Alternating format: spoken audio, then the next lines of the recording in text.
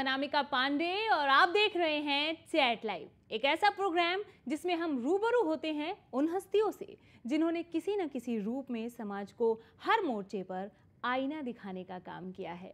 Chat live में हम उन शख्सियतों के साथ बातचीत करते हैं, उनके बारे में और भी विस्तार से जानने की कोशिश करते हैं जो हम सभी के लिए प्रेरणा के स्रोत हैं।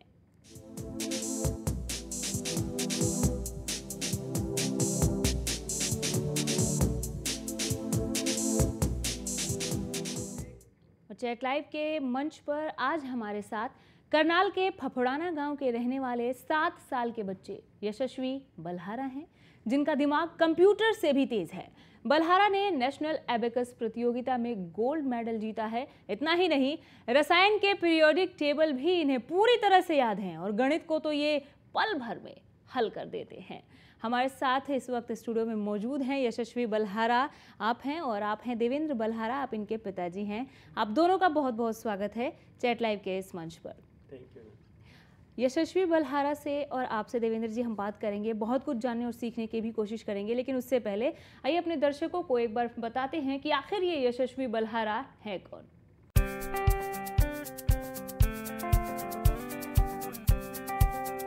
अपनी प्रतिभा के बारे में शायद इस बच्चे को अंदाजा भी ना हो कि भगवान ने उसे क्या गिफ्ट दिया है। फिजिक्स, केमिस्ट्री और मैथ के बारे में तो ये चुटकियों में बता देता है और अपनी इसी बुद्धि के बल पर नेशनल अबेकस में गोल्ड मेडल जीता है। अब ऐसे प्रतिभावान बच्चे पर किस पिता को गर्व नहीं होगा।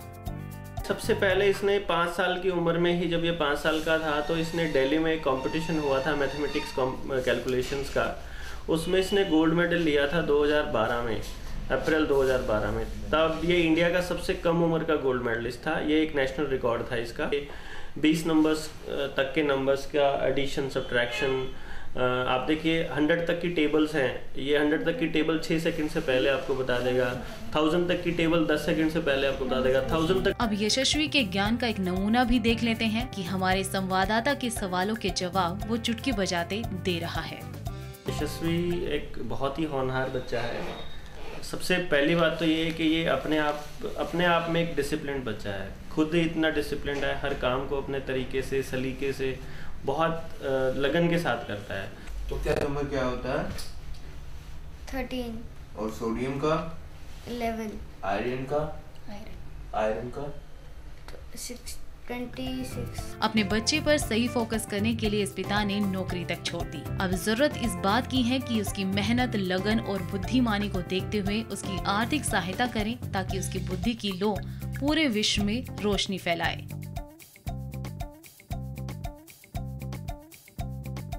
कुछ भूमिका में हमने बताया कि यशस्वी बलहारा हैं कौन, और कुछ आपने विस्तार से इस रिपोर्ट में भी देखा और भी विस्तार से जानते हैं। यहाँ पर यशस्वी हमारे साथ हैं। यशस्वी, कौन कौन से मेडल लिए हैं आपने? मैंने तो 12 गोल्ड लिए हैं, 8 सिल्वर लिए हैं और 8 ब्रॉन्ज लिए हैं। 12 गोल्ड, 8 सिल्वर और 8 ब्रॉन्ज और 5 ट्रॉफीज। 5 ट्रॉफीज अलग से, मैं पहले ही शौक फील कर रही थी।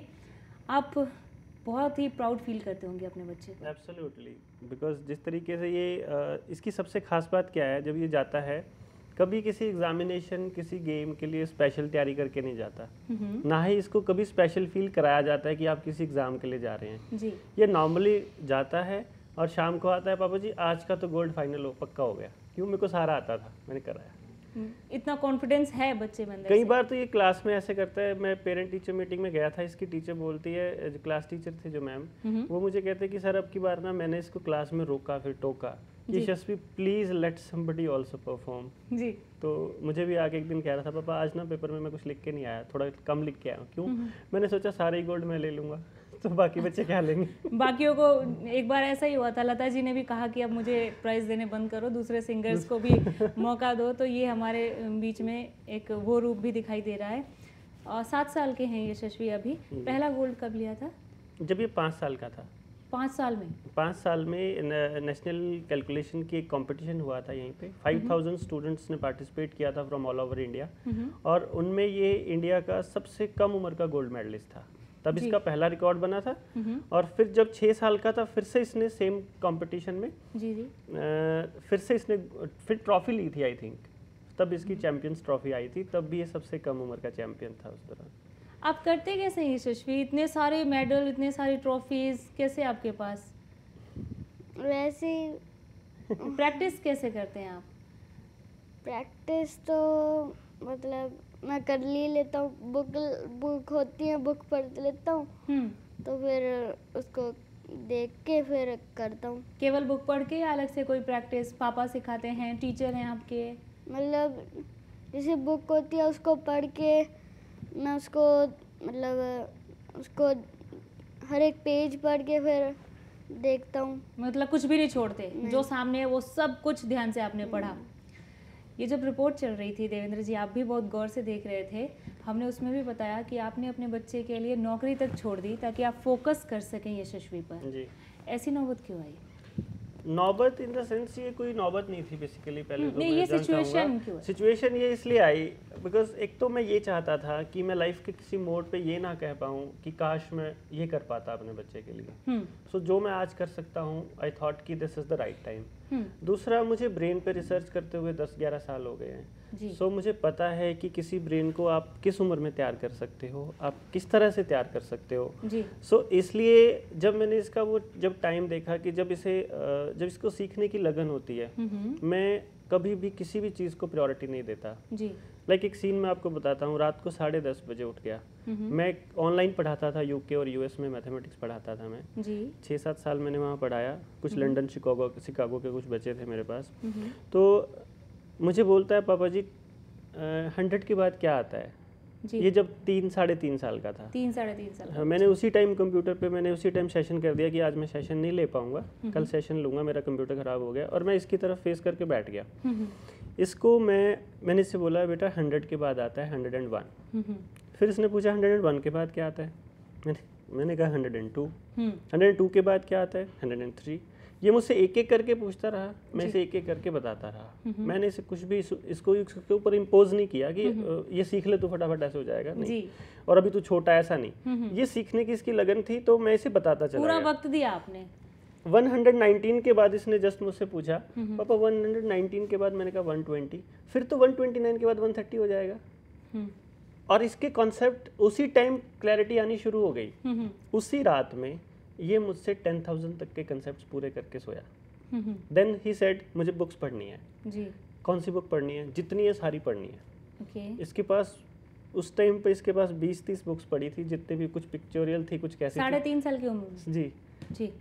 पिक्चर्स की बुक थी ना, जैसे मैं इसके लिए ले आता, खेलने के लिए ले आता था, पढ़ने के लिए नहीं लेके आता था। आई न्यू कि बच्चे को नई बुक का चाह होता है। तो जैसे मैंने इसको ए फॉर एप्पल सिखाना ही है, तो मैं वो 10 ऑथर्स की, राइटर्स की बुक लेके आता था कि जब तक वो इससे पूरे प्यार कर रहा है। जैसे 2 रात तो ये पूरा चिपका के सोता था उसको।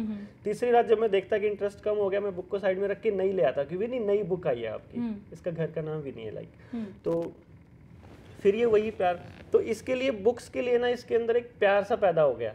रोज नई बुक इसको मिल जाती, उधर रुझान बढ़ गया। जिज्ञासा तो थी ही नई नई चीजों के जानने के बारे में, और आप रुझान भी उस तरफ लेकर गए। हाँ, और तब इसने सारी बुक्स वो रात को पढ़ी। मैं पढ़ता रहा, ये मुझसे पूछता रहा, इसका मतलब, इसका मतलब, इसका मतलब। एंड उससे क्या होता है कि जब वो पूछ रहा है ना, तो इसका सीधा सा मतलब ये समझ लेना चाहिए पेरेंट्स को कि जब बच्चा पूछ रहा है ना, अगर आपने उसी वक्त उसका जवाब दे दिया, ये समझ लिया जिंदगी में उसे दोबारा नहीं कभी वो पूछना पड़ेगा, और आगे बढ़ने के लिए और वो ज्यादा मोटिवेट होगा और मोरलाइज होगा। जब माली ऐसा हो तो बगीचे से ऐसे ही फूल निकलते हैं। यहाँ पर ये जरूर सीखने लायक है। सीखने लायक बात यहाँ पर ये भी है कि जिज्ञासा पैदा कीजिए अपने अंदर। अगर आप जिज्ञासु होंगे तो सीखने की ललक बढ़ेगी, और सीखने की ललक बढ़ेगी तो आपको आगे बढ़ने से कोई भी नहीं रोक सकता। और भी बहुत कुछ जानेंगे, आपने कितनी मेहनत की, यशस्वी आगे क्या बनना चाहते हैं। अभी आपके पिताजी बता रहे थे कि आप बुक्स पढ़ते हैं, आप किन किन राइटर्स में ज़्यादा उनको पढ़ना पसंद करते हैं, बड़े होकर क्या बनना चाहते हैं, ये सारे क्वेश्चंस हम आपसे पूछेंगे और भी बहुत कुछ जानने की कोशिश करेंगे, आपसे भी सीखेंगे देवेंद्र जी। लेकिन उससे पहले यहाँ रुक रहे हैं एक छोटे से ब्रेक के लिए।